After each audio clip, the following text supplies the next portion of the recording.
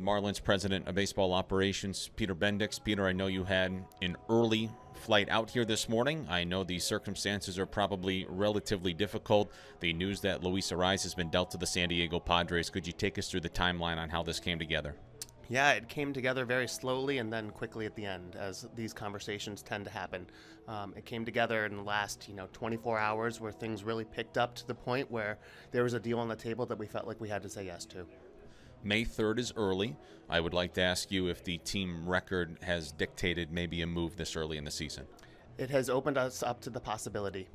When you have the record that we have, the frustrating start that we have to take the incoming calls and we have to listen.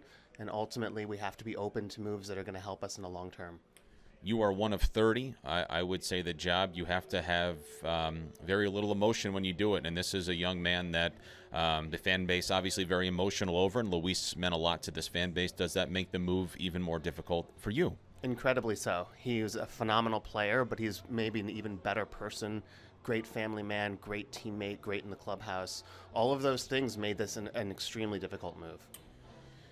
The move now in trading Luis Arraez, there are obviously other players. It's easy to look on this roster and say there might be value there. Do you think this has opened the door to more things to come as it pertains to players with value on this roster right now? We're always going to listen. We're always going to have those conversations. We can't cut ourselves off from any possibilities that we think can help us get the organization to where we want to go.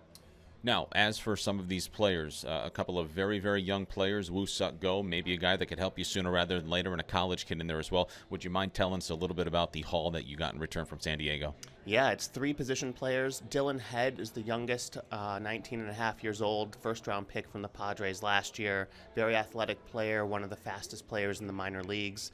Jacob Marcy is another outfielder who was in Double-A. Very well-rounded player, good defender, good base runner, excellent plate discipline.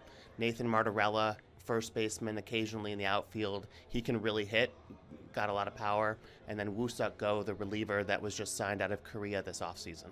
And before we let you go, Peter, you grew up a fan of baseball. We're all fans of this game, and it's not easy to see moves like this. It can frustrate a lot of people, and I guess my question for you would be, what's your message for fans as somebody that grew up a fan of this game and loving a team?